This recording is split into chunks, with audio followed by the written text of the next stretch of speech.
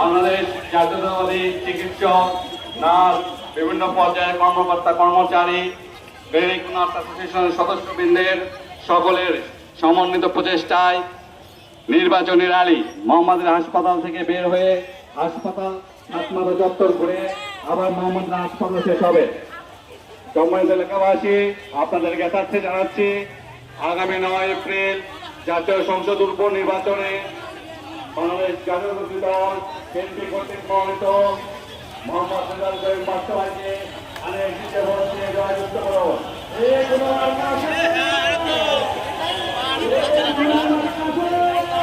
বাত ব্যথা, প্যারালাইসিস কিংবা আর্থ্রাইটিস, আধুনিক ফিজিওথেরাপি ও পুনর্বাসন চিকিৎসায় নির্ভরযোগ্য নাম ডিপিআরসি।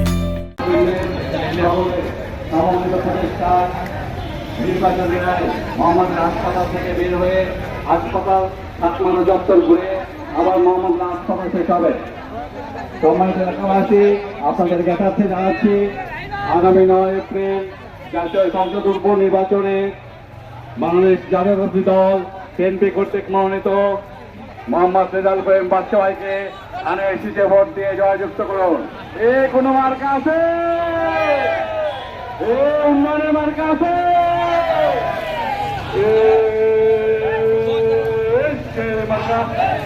সবাই বলো একই সাথে, হচ্ছে না তো চলে বলো।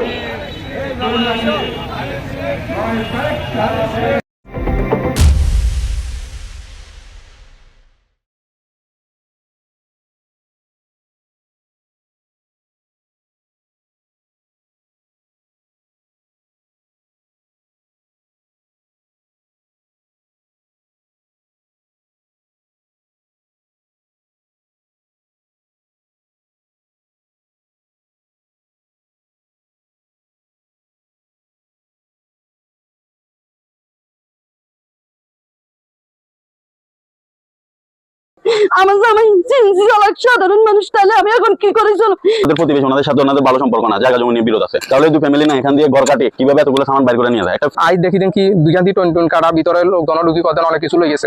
আমার বোনের ছেলের বিয়ে ছিল 2 তারিখ বৃহস্পতিবার। ওই দিন আমি গায়ে হলুদে যামু, হয়তো বিয়ার যামু, পাশাপাশি গ্রামের কেউ জানে না। আমি 2টা বাজে খানা দানা খাই, বাইরে এবার সময় যে কোনো একটা লোকে আমারে ফলো করছে করবার হরে আমি গাঁড়ায় নামি মাত্র আমি অটো উড়ি চলে গেছি। চলে যাবার হরে হে লোকটা রাতের 11টা বাজে যাই আমারে আবার দেখি আইছে ওখানে। দেখি এবার বাড়িতে আইবার হরে আমার বোনের ছেলেরা ওর ফোন নাম্বারে ফোন দেয়, ফোন ঢুকে না, নড়ুকবার হরে ফোনটা বন্ধ।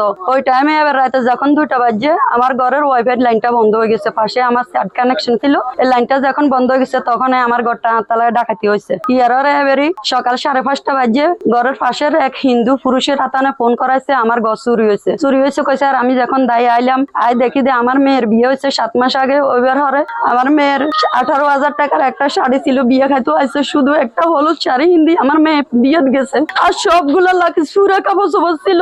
আর আমার ঘরে ফ্রিজ, সিলিন্ডার, টিউবওয়েল, মোটর 30টা ছিল, হাড়ি 5টা ছিল, কড়াইয়া, কলস সবগুলা।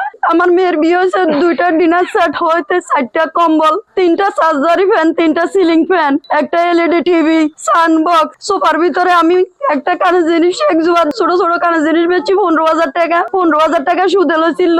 আমি 10 তারিখে 30,000 টাকা কিস্তি দিমু। টাকাগুলো আমি গদিতে সোফার গদির পঞ্চের ভিতরে ভরে গেছি। সোফার গদিটা লইতো একটা লোকে কিন্তু আমার দেখছে, তাহলে আমি জানি না দেন অথবা হে দে এভাবে অথবা গদিগুলো সবগুলো সিঁড়ি ফালাইবো।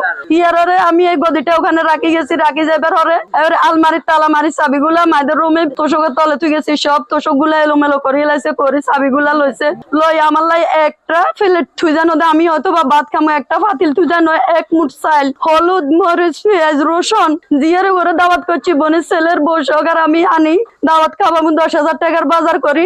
একটা ঢামের ভিতরে জিনিসগুলা তুই গেছি, ফ্রিজের ভিতরে মাছ মাংস গুলা তুই গেছি। আমার লাই এখন 1 মুঠ চাল, একটা ভাঙ্গা হাড়ি পর্যন্ত রাখি যেন।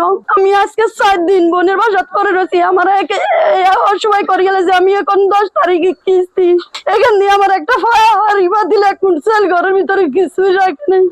আমার জামাই সাধারণ মানুষ, তাহলে আমি এখন কি করে চলব? এখন প্রশাসনের কাছে আমার এটাই অনুরোধ, আমার বিচার করি। আমার মালগুলা আমার সংগ্রহ করে দিবার জন্য আমার মতো মানুষের আর এই অন্যদিন আমি একটা পাতিল কিনি ভাত খাম, আমার এই সাধ্য নাই। আমি কি 3 লাখ টাকার ঋণ পরিশোধ করবো নাজির? এই জিনিসগুলো দেয়া গেছে।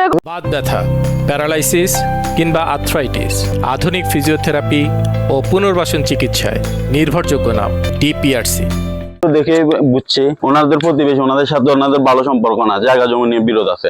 তাহলে দুই ফ্যামিলি না এখান দিয়ে ঘর কাটিয়ে কিভাবে এতগুলো সামান বাইর করে নিয়ে যায়? একটা ফ্রিজ, 2টা ফ্যান, ওই পাশে কোনো রাস্তা নাই। রাস্তা না থাকলে তাহলে এখান দিয়ে এতগুলো সামান নিয়ে গেলে কিভাবে একটা ঘরে একটা মানুষের বুঝে ইয়ে হয় না, এতগুলো মানুষ থাকে? এটা আমার প্রশ্ন। দেখেন ঘর কাটছে প্রথমে, এরপরে টিউবওয়েল খুলছে, 2টা ফ্যান খুলছে, এতগুলো হাড়ি পাতিল নিয়েছে, সবগুলো আওয়াজের জিনিস, একটাও নাই যে শব্দ ছাড়া জিনিস যেগুলো গুপ্তধন নিয়ে যাচ্ছে, সবগুলো আওয়াজ। এতগুলো জিনিস নিয়ে যাওয়ার পরে কিভাবে প্রতিবেশী না জানে না?